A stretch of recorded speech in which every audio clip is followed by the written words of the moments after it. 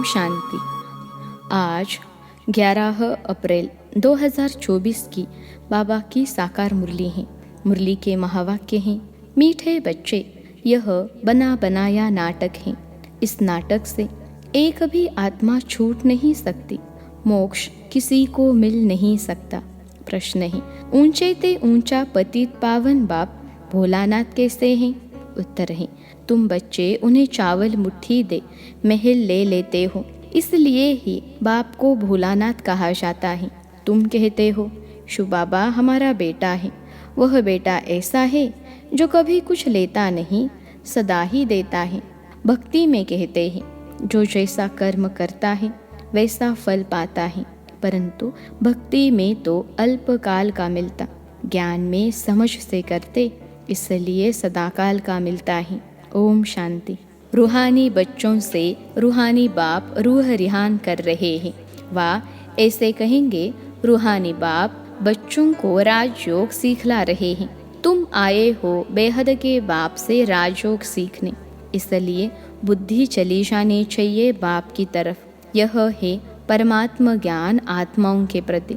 भगवानुवाच सालिग्रामों प्रति। आत्माओं को ही सुनना है, इसलिए आत्म अभिमानी बनना है। आगे तुम देही अभिमानी थे। इस पुरुषोत्तम संगम युग पर ही बाप आकर तुम बच्चों को आत्म अभिमानी बनाते हैं। आत्म अभिमानी और देह अभिमानी का फर्क तुम समझ गए हो। बाप ने ही समझाया है। आत्मा ही शरीर से पार बजाती है, पढ़ती आत्मा है, शरीर नहीं। परंतु देह अभिमान होने के कारण समझते हैं, फलाना पढ़ाते हैं। तुम बच्चों को जो पढ़ाने वाला है वह है निराकार, उनका नाम है शिव। शिव बाबा को अपना शरीर नहीं होता और सब कहेंगे मेरा शरीर। यह किसने कहा? आत्मा ने कहा, यह मेरा शरीर है। बाकी वह सब है जिस्मानी पढ़ाइयाँ, अनेक प्रकार की उसमें सब्जेक्ट होती हैं। बीए आदि कितने नाम हैं, इसमें एक ही नाम है। पढ़ाई भी एक ही पढ़ाते हैं, एक ही बाप आकर पढ़ाते हैं, तो बाप को ही याद करना पड़े। हमको बेहद का बाप पढ़ाते हैं, उनका नाम क्या है? उनका नाम है शिव। ऐसे नहीं कि नाम रूप से न्यारा है। मनुष्यों का नाम शरीर पर पड़ता है, कहेंगे फलाने का यह शरीर है। वैसे शिव बाबा का नाम नहीं है, मनुष्यों के नाम शरीर पर है। एक ही निराकार बाप है जिसका नाम है शिव। जब पढ़ाने आते हैं तो भी नाम शिव ही है। यह शरीर तो उनका नहीं है। भगवान एक ही होता है, 10-12 नहीं, वह है ही एक। फिर मनुष्य उनको 24 अवतार कहते हैं। बाप कहते हैं, मुझे बहुत भटकाया है, परमात्मा को टिक्कर बित्तर सब में कह दिया है। जैसे भक्ति मार्ग में खुद भटके हैं, वैसे मुझे भी भटकाया है। ड्रामा अनुसार उनके बात करने का ढंग कितना शीतल है। समझाते हैं, मेरे ऊपर सबने कितना अपकार किया है, मेरी कितनी ग्लानि की है। मनुष्य कहते हैं, हम निष्काम सेवा करते हैं। बाप कहते हैं, मेरे सिवाय कोई निष्काम सेवा कर नहीं सकता। जो करता है उनको फल जरूर मिलता है। अभी तुमको फल मिल रहा है। गायन भी है कि भक्ति का फल भगवान देंगे, क्योंकि भगवान है ज्ञान का सागर। भक्ति में आधा कल्प तुम कर्म कांड करते आए हो। अब यह है ज्ञान पढ़ाई। पढ़ाई मिलती है एक बार और एक ही बाप से। बाप पुरुषोत्तम संगम युग पर एक ही बार आकर तुमको पुरुषोत्तम बनाकर जाते हैं। यह है ज्ञान और वह है भक्ति। आधा कल्प तुम भक्ति करते थे, अब जो भक्ति नहीं करते हैं उनको वहम पड़ता है कि पता नहीं भक्ति नहीं कि तब फलाना मर गया, बीमार हो गया, परंतु ऐसे है नहीं। बाप कहते हैं, बच्चे तुम पुकारते आए हो कि आप आकर पतितों को पावन बनाए, सबकी सद्गति करो, तो अब मैं आया हूँ। भक्ति अलग है, ज्ञान अलग है। भक्ति से आधा कल्प होती है रात, ज्ञान से आधा कल्प के लिए होता है दिन।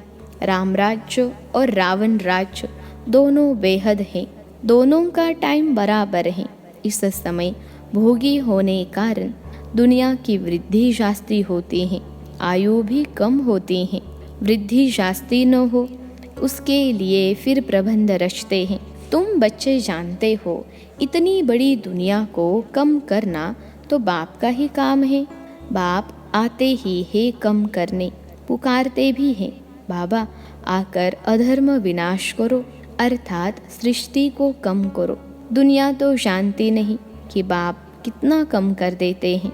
थोड़े मनुष्य रह जाते हैं, बाकी सब आत्माएं अपने घर चली जाती हैं, फिर नंबरवार पार्ट बजाने आती हैं।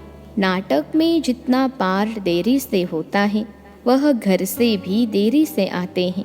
अपना धंधा आदि पूरा कर बाद में आते हैं। नाटक वाले भी अपना धंधा करते हैं, फिर समय पर नाटक में आ जाते हैं पार्ट बजाने। तुम्हारा भी ऐसे ही है। पिछाड़ी में जिनका पार्ट है वह पिछाड़ी में आते हैं।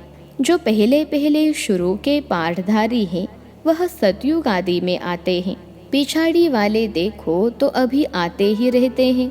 टाल टालियाँ पिछाड़ी तक आती रहती हैं। इस समय तुम बच्चों को ज्ञान की बातें समझाई जाती हैं और सवेरे याद में बैठते हो। वह है ड्रिल। आत्मा को अपने बाप को याद करना है। योग अक्षर छोड़ दो, इसमें मूंझते हैं, कहते हैं हमारा योग नहीं लगता है। बाप कहते हैं अरे बाप को तुम याद नहीं कर सकते हो क्या? यह अच्छी बात है। याद नहीं करेंगे तो पावन कैसे बनेंगे? बाप है ही पतित पावन। बाप आकर ड्रामा के आदि मध्य अंत का राज समझाते हैं। यह वैरायटी धर्म और वैरायटी मनुष्यों का वृक्ष है। सारे सृष्टि के जो भी मनुष्य मात्र हैं सब पार्टधारी हैं। कितने ढेर मनुष्य हैं, हिसाब निकालते हैं। एक वर्ष में इतने करोड़ पैदा हो जाएंगे, फिर इतनी जगह ही कहाँ है? तब बाप कहते हैं मैं आता हूँ लिमिटेड नंबर करने। जब सभी आत्माएं ऊपर से आ जाती है, हमारा घर खाली हो जाता है। बाकी भी जो बचत है वह भी आ जाती है। झाड़ कभी सूखता नहीं, चलता आता है। पिछाड़ी में जब वहाँ कोई रहता नहीं, फिर सभी जाएंगे। नई दुनिया में कितने थोड़े थे, अब कितने ढेर हैं। शरीर तो सबका बदलता जाता है, वह भी जन्म वही लेंगे जो कल्प कल्प लेते हैं। यह वर्ल्ड ड्रामा कैसे चलता है, सिवाय बाप के कोई समझा न सके। बच्चों में भी नंबरवार पुरुषार्थ अनुसार समझते हैं। बेहद का नाटक कितना बड़ा है, कितनी समझने की बातें हैं।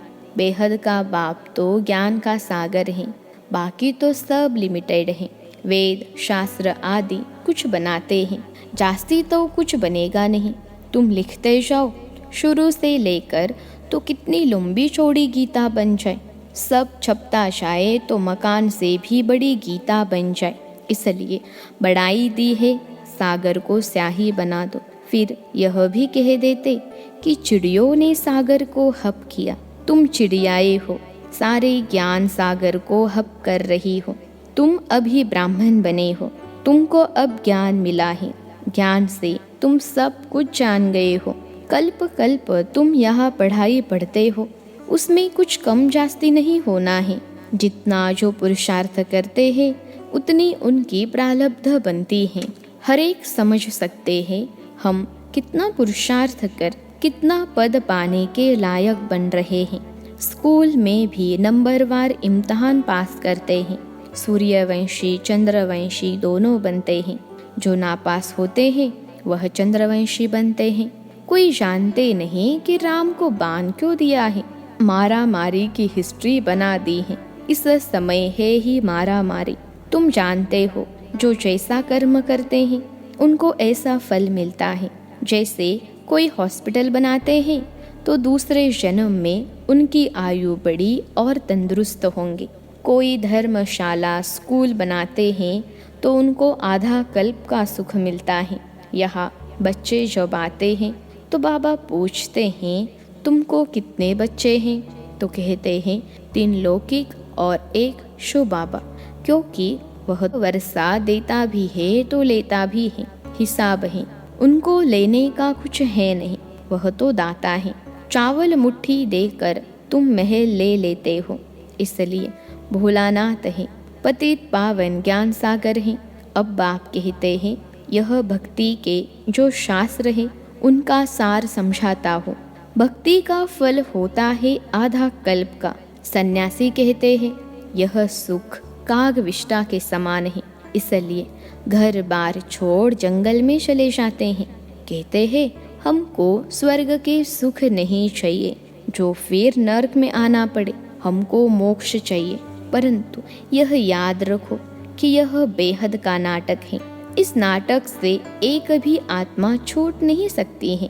बना बनाया है, तब गाते हैं, बनी बनाई बन रही। परंतु भक्ति मार्ग में चिंता करनी पड़ती है। जो कुछ पास किया है वह फिर होगा। 84 का चक्र तुम लगाते हो, यह कभी बंद नहीं होता है। बना बनाया है, इसमें तुम अपने पुरुषार्थ को उड़ा कैसे सकते हो? तुम्हारे कहने से तुम निकल नहीं सकते हो।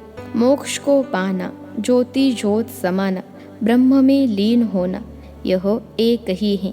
अनेक मतें हैं, अनेक धर्म हैं, फिर कह देते हैं, तुम्हारी गत मत तुम ही जानो। तुम्हारी श्रीमत से सद्गति मिलती है, सो तुम ही जानते हो। तुम जब आओ तब हम भी जाने और हम भी पावन बने। पढ़ाई पढ़े और हमारी सद्गति हो। जब सद्गति हो जाती है तो फिर कोई बुलाते ही नहीं है। इस समय सबके ऊपर दुखों के पहाड़ गिरने हैं। खूने नाहे खेल दिखाते हैं और गोवर्धन पहाड़ भी दिखाते हैं। अंगुली से पहाड़ उठाया, तुम इसका अर्थ जानते हो। तुम थोड़े से बच्चे इस दुखों के पहाड़ को हटाते हो, दुख भी सहन करते हो। तुमको वशीकरण मंत्र सभी को देना है।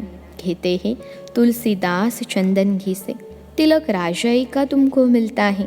अपनी अपनी मेहनत है। तुम राजाई के लिए पढ़ रहे हो। राजयोग जिससे राजाई मिलती है वह पढ़ाने वाला एक ही बाप है। अब तुम घर में बैठे हो, यह दरबार नहीं है। दरबार उसको कहा जाता है जहाँ राजाए महाराजाए मिलते हैं। यह पाठशाला है। समझाया जाता है, कोई ब्राह्मणी विकारी को नहीं ले आ सकती है। पतित वायुमंडल को खराब करेंगे, इसलिए अलाउ नहीं करते हैं। जब पवित्र बने तब अलाउ किया जाए। अभी कोई कोई को अलाउ करना पड़ता है। अगर यहाँ से जाकर पतित बने तो धारणा नहीं होगी। यह हुआ अपने आप को श्रापित करना। विकार है ही रावण की मत। राम की मत छोड़, रावण की मत से विकारीपन पत्थर बन पड़ते हैं। ऐसी गरुड़ पुराण में बहुत रोचक बातें लिख दी हैं। बाप कहते हैं, मनुष्य मनुष्य ही बनता है, जानवर आदि नहीं बनता। पढ़ाई में कोई अंधश्रद्धा की बात नहीं होती। तुम्हारी यह पढ़ाई है। स्टूडेंट पढ़कर पास होकर कमाते हैं। अच्छा, मीठे मीठे सिखिलते बच्चों प्रति माता पिता बाप दादा का याद प्यार और गुड मॉर्निंग। रूहानी बाप की रूहानी बच्चों को नमस्ते। हम रूहानी बच्चों की सिखिलते रूहानी माता पिता बाप दादा को याद प्यार, गुड मॉर्निंग और नमस्ते बाबा नमस्ते। धारणा के लिए मुख्य सार पहली पॉइंट है, वशीकरण मंत्र सबको देना है। पढ़ाई की मेहनत से राजाई का तिलक लेना है। इन दुखों के पहाड़ को हटाने में अपनी अंगुली देनी है। दूसरी पॉइंट है, संगम युग पर पुरुषोत्तम बनने का पुरुषार्थ करना है। बाप को याद करने की ड्रिल करनी है। बाकी योग योग के है, मूंझना नहीं है। आज का वरदान है, सेवा में विघ्नों को उन्नति की सीढ़ी समझ आगे बढ़ने वाले निर्विघ्न सच्चे सेवाधारी भव।